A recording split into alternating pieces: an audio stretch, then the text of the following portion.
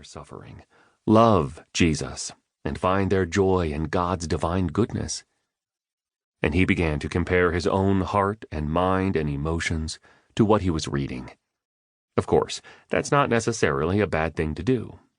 In fact, it could actually be a good thing for a Christian to do, and could very well result in a healthy encouragement to that Christian to loosen their heart's grasp on the pleasures of this world and cling more tightly to Christ. For Trent, though, the effect of comparing himself to the description in that book was dramatically different. Instead of being challenged to press on in faithfulness, Trent was terrified. Why? Because he didn't see in his own life the kind of joy that he read about in that book, and so he began to question whether he was really a Christian at all. From there, the corrosion deepened rapidly. Over the next few months, Trent fell into a hopeless vortex of introspection and self-judgment. No matter how often or how fervently we exhorted him to look to Christ and find peace in the gospel, Trent lost his footing. In the end, he simply declared that he couldn't possibly be a Christian because he didn't have the joy or the passionate love for Jesus that a Christian ought to have. And he left the church and ultimately the faith. Don't get me wrong. Of course, not every Christian's wrestling with assurance is the same as Trent's, and thank God not every Christian's struggle ends so catastrophically either. But I'm also quite sure that Trent's struggle with the question, am I a Christian, really? Is one that dogs many Christians, if not every Christian, at one point or another in their lives. I say that not just as a truism or a throwaway hunch, but as the considered fruit of dozens of conversations I've had across coffee shop tables about this very issue. I'm sure the coffee joints in Louisville don't know it, but they've made a ton of money from me talking with people over the years about assurance of salvation. I wish I could say that the questions people have and the doubts with which they struggle are all the same. That would make it easy for me as a pastor.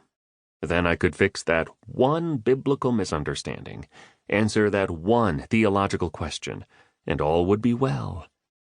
But the questions and doubts are never exactly the same, and they are almost never simple. Sometimes, yes, a person's struggle with assurance is born of a particular unanswered theological question, and it's wonderful to be able to answer that question and watch everything begin to fall into place.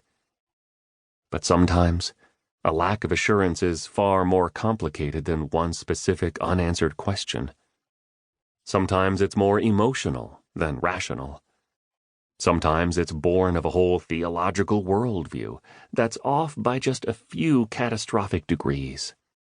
Sometimes there's no identifiable reason for it at all, and a person is just gripped by an existential dread that they will prove to be, as the old confessions put it, a superficial professor. To me, the question of assurance of salvation, or to be more precise, the lack of assurance, is a particularly unwelcome, terrifying, and even surprising presence in the Christian experience, like the black-robed figure at Prince Prospero's ball.